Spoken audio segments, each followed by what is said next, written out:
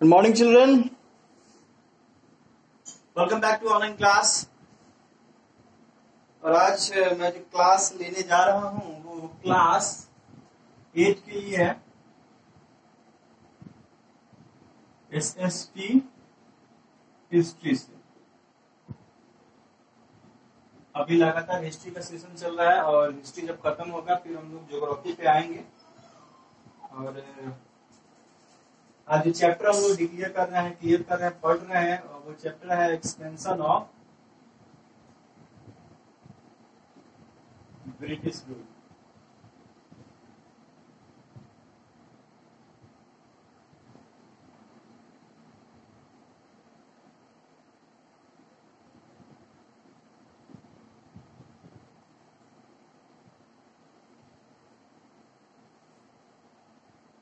तो चलिए सबसे पहले मैं अपने कुछ स्टूडेंटों को कहना चाहूंगा, जैसे कि हमारा एक क्रिस स्टूडेंट है।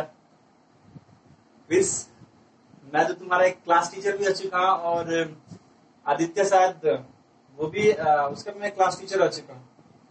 तो बीइंग ए क्लास टीचर ये तो बहुत पुरानी बात है, और हम लोग अच्छी तरह जानते हैं कि हमारा अंडरस्टैंडिंग क्या है। आप मिसअंडरस्टैंडिंग न रखें। और मैंने जो मैं खुद ही उस वीडियो को मैं देखा हूं और मैंने खुद ही चेक किया है। हाँ, कुछ हो सकता है कि आपको राइटिंग में दिक्कतें आएंगी, हाँ, लेकिन मैं बोल के लिख रहा हूं।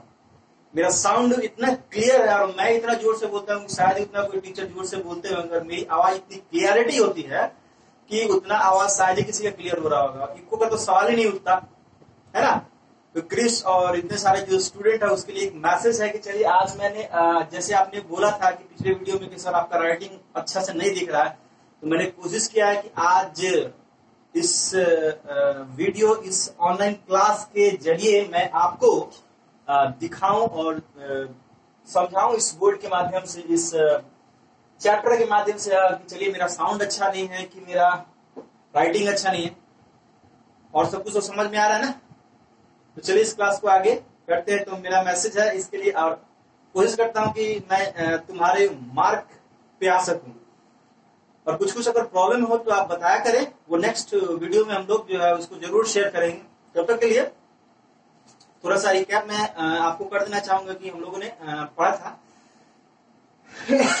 सिंध, एनेक्सेशन ऑफ सिंध के बारे में।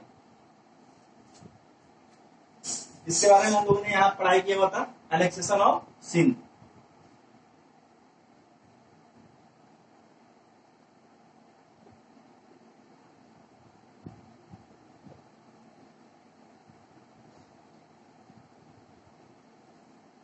तो एनेक्सेशन ऑफ सिंध के बारे में हम लोगों ने जाना था कि सिंध को आखिरकार कैप्चर क्यों करना चाह रहे थे ब्रिटिशर्स, क्योंकि हम उन लोगों को अच्छी तरह से मालूम था कि उस समय रशिया भी एक ताकत थी, रशिया भी एक पावर था। और रशिया का पावर जो है वो काफी इधर यानी कि नॉर्थ के साइड जो है बढ़ता जा रहा था, और नॉर्थ के साइड बढ़ता जा रहा था। तो ब्रिटिशर्स चाह रहे थे कि हाँ, वो अफगानिस्तान को हथियाना चाह रहे थे। तो अफगानिस्तान को हथियाने के लिए उनको जो जाना पड़ता है, और जो रोडवेज चाहे, जो एक कहें कि एक मीडियम था, वो सिंध बना। तो सिंध एक मीडियम था जो कि अफगानिस्तान को जीतने के लिए, अफगानिस्तान पर अपना आधिपत्य स्थापित करने के लिए सिंध को जीतना, हथियाना, एनेक्स करना ब्रिटिशर्स के लिए बहुत ही जरूरी हो गया था। इट वॉज वेरी इंपॉर्टेंट, है ना। इसलिए जो है वो एनेक्स, सिंध का जो है वो एनेक्स किया गया था, और सिंध के जरिए उन्होंने अफगानिस्तान को जो है वो एनेक्स कर लिया, जो कि एक लंबे युद्ध के बाद में किया। और वहां एक इंडस नदी बहती थी, जो कि हम लोगों ने पहले ही इस चीज को जाना है और पढ़ा भी है इस के बारे में। और चलिए अपने टॉपिक पे आते हैं, और आज का जो टॉपिक है वो है हमारा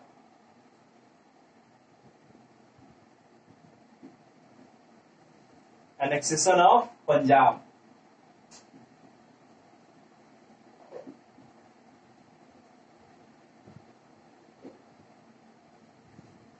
राइटिंग दिख रहा है? 1849। अगर आपको राइटिंग नहीं भी दिखे तो मैं बोल के ही लिखता हूं। आप मेरे साउंड को सुने, और मैं आपको आज डिटेल करने वाला हूं annexation of Punjab. Actually Punjab के जो लीडर थे पंजाब के जो राजा थे, पंजाब के जो महाराजा थे, under leadership of Ranjit Singh, Ranjit Singh, Ranjit Singh क्या थे, वहां के राजा थे। एंड अंडर लीडरशिप ऑफ, और या under leading of Ranjit Singh, Punjab became a very powerful. उस समय पंजाब जो था वो क्या था, बहुत ही ज्यादा पावरफुल था। चलिए,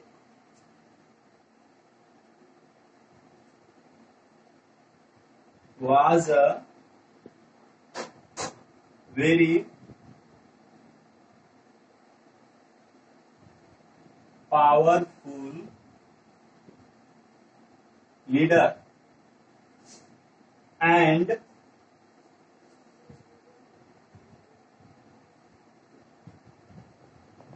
Punjab became very powerful under his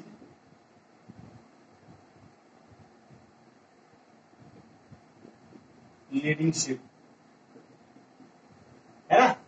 Punjab जो है वो बहुत ही पावरफुल हो चुका था, लेकिन पंजाब जो है वो पावरफुल तो हो चुका था, लेकिन सबसे बड़ी बात यह है कि ब्रिटिशर्स जो है वो धीरे धीरे अपना जो है वो पांव पसारते जा रहे थे, और उन्होंने जबरन जो है वो रणजीत सिंह से एक ट्रीटी साइन करवा लिया।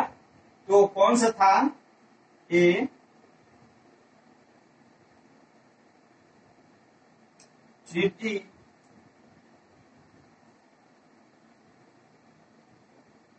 was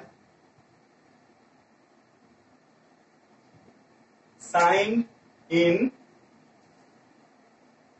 1809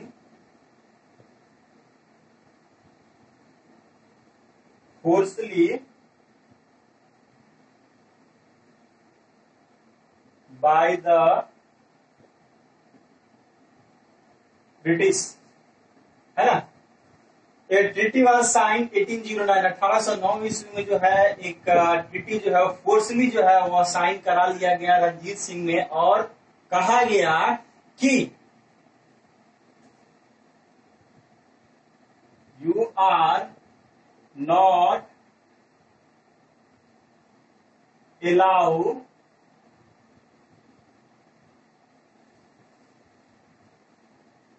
to cross, or you are not allowed to cross the east of Satluj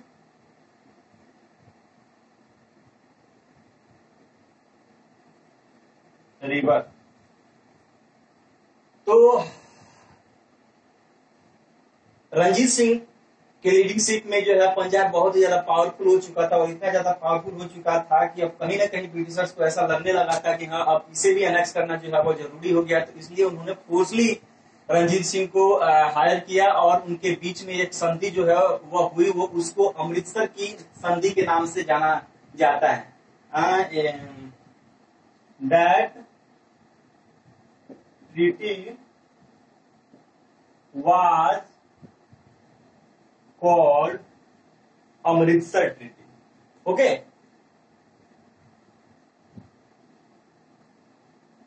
तो अमृतसर के संधि के नाम से जाना जाता है, ठीक है। लेकिन after the death of the Ranjit Singh after the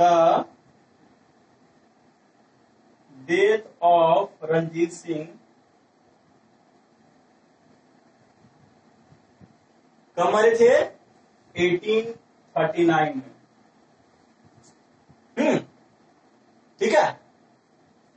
the youngest sun Jindal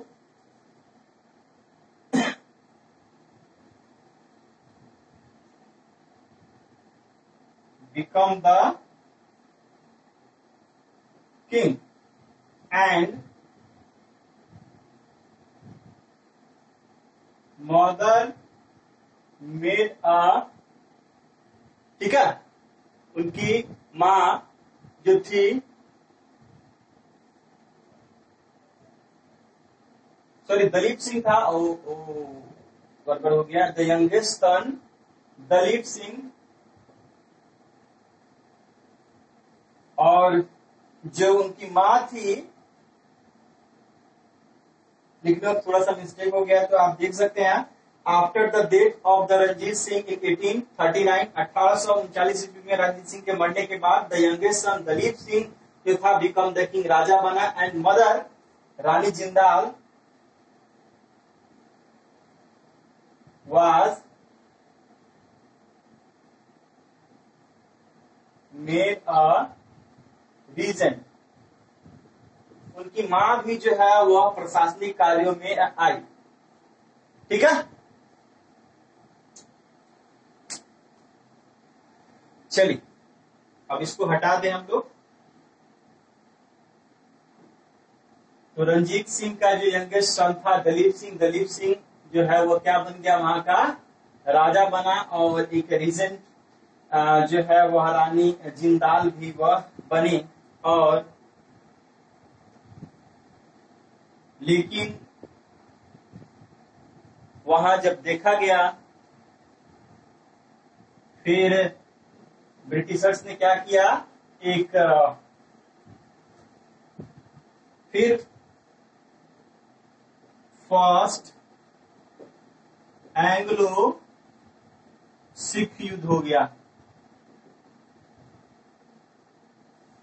first Anglo Sikh वार,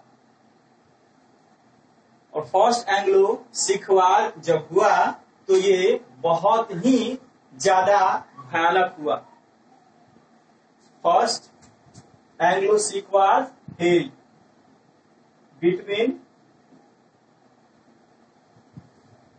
दलीप सिंह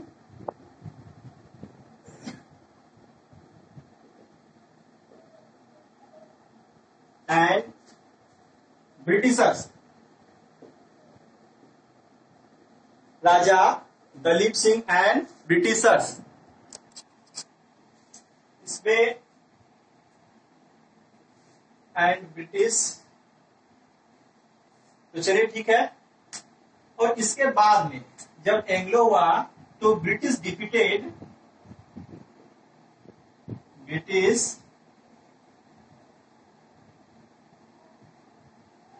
अब ध्यान से देखिए, मैंने राइटिंग थोड़ा हटा के लिखने की कोशिश की है। British defeated Sikh army, British ने सिख आर्मी को क्या किया, हरा दिया। और एक संधि हुई, फिर एक ट्रीटी हुई, कौन सी, लाहौर की ट्रीटी हुई। कौन सी, लाहौर की ट्रीटी। ये इसलिए हुई क्योंकि in this war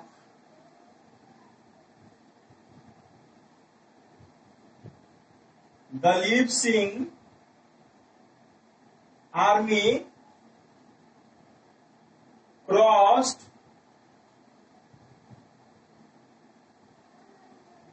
the Sutlej river, इसलिए जो है वह ये संधि हुई।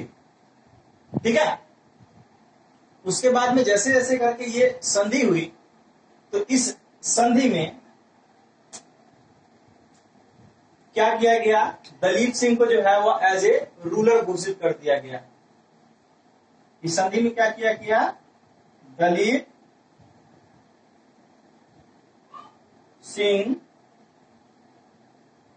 एज ए रूलर, एक शासक के रूप में, एंड मदर एज रीजेंट, एक रीजेंट के रूप में कर दिया गया। लेकिन ये पूर्णतः अंग्रेज जो है वह चाह रहे थे हथियार लेना पंजाब को। पंजाब को अब धीरे धीरे करके एक वॉर भी हुआ, एक वॉर में उन्होंने हराया भी, एक ट्रीटी भी साइन किया, और ट्रीटी क्या थी? लाहौर की संधि। तो लाहौर की संधि के बाद में, उस लाहौर की संधि में दलीप सिंह को एज ए रूलर जो है वो घोषित कर दिया गया, और उसके बाद में क्या किया गया? उसकी मां जो रानी जिंदाल थी, उसको भी एक रीजेंट के रूप में पेश किया गया। लेकिन धीरे धीरे करके उनको एनेक्स कर लिया गया। तो एनेक्स प्रेशराइज किया गया और उनके चीजों से उनको वंचित कर दिया गया। उनके जो पावर्स थे उनकी सीज कर लिया गया। अब किसके द्वारा सीज किया गया? अभी देखते हैं, लॉर्ड डलहौजी के द्वारा। लॉर्ड डलहौजी के द्वारा। लॉर्ड डलहौजी, ठीक है, यही जो है वो रिस्पॉन्सिबल था। तो लॉर्ड डलहौजी ने क्या किया? इसको सीज कर लिया, और सीज करने के बाद में ये चीजें जो है वो वहां के राजा को जो है, वहां की प्रजा को वो जो अच्छी नहीं लगी। वहां के राजनीतिक जो लोग थे, जो प्रोमिनेंट लीडर्स थे, जो फ्रीडम फाइटर्स थे, उनको वो अच्छी नहीं लगा। फिर उन लोगों के बीच में है एक युद्ध हुआ, और युद्ध के बाद में जो है वह हारना पड़ा दलीप सिंह को, और दलीप सिंह जो है वह राजा को दलीप सिंह को एक पेंशन दिया गया, और उससे कहां भेज दिया गया? इंग्लैंड भेज दिया गया। सेंट टू इंग्लैंड, है ना। और इस तरह से जो है वह पंजाब जो है वह पूर्णतः एनेक्स हो गया। पंजाब भी अब पूरा हाथों में चला गया ब्रिटिशर्स में। अब आगे जो आएगी हम लोग का जो आगे का जो टॉपिक है वो इसी लॉर्ड डलहौजी के बारे में हम लोग पढ़ेंगे, जो कि डैक्टोरिन पॉलिसी से संबंधित है। एक छोटा सा मैसेज देना चाहूंगा इस ऑनलाइन क्लास के जरिए कि जैसा पेंडेमिक सिचुएशन चल रहा है हम लोगों का, तो आशा करता हूं कि आप लोग इस पेंडेमिक सिचुएशन में बढ़िया होंगे। जो विश्वव्यापी सिचुएशन चल रहा है, तो जैसे जैसे चल रहा है, तो धीरे धीरे करके मैनेजमेंट हमारी कैसे कैसे करके हम लोगों को ऑनलाइन क्लास आप लोगों को प्रोवाइड करा रही है। तो आप लोगों से आग्रह है कि आप घर पे जो अच्छी तरह से रह रहे हैं, तो थोड़े थोड़े करके जो है आपको पेमेंट जैसे जैसे आ रहे हैं, तो आप अपना फीस जो है वो स्कूल फीस क्लियर करें, ताकि हम लोग को भी छोटा सा रिवॉर्ड टाइप का मिल पाए और हम भी थोड़ा सा रिफ्रेश हो पाए। तब तक के लिए घर पे रहें और सुरक्षित रहें और अच्छी तरह रहें। जय हिंद, धन्यवाद।